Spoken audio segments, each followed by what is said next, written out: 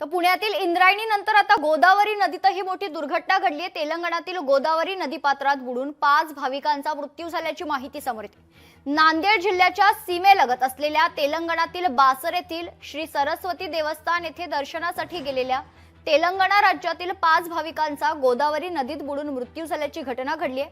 हैदराबाद मधील चिंतल बाजार येथील एकाच कुटुंबातील 18 जण या ठिकाणी आले होते आणि दर्शनापूर्वी गोदावरी नदीत स्नान करण्यासाठी गेल्यानंतर पाण्याचा अंदाज न आल्यामुळे एकाच कुटुंबातील 5 जणांचा मृत्यू झालाय। या घटनेमुळे परिसरात हळहळ व्यक्त केली जाते। एकीकडे पुण्यातील इंद्रायणीमध्ये खरतर मावळ या ठिकाणी कुंडमळाजवळ मोठी दुर्घटना घडली। पूल कोसळला आणि या दुर्घटनेत खरतर 20 ते 25 जण वाहून गेल्याची माहिती समोर येत होती। तर दुसरीकडे गोदावरी नदीतही मोठी दुर्घटना घडली आहे। तेलंगणातील गोदावरी नदीपात्रात बुडून 5 भाविकांचा मृत्यू झाल्याची माहिती आहे।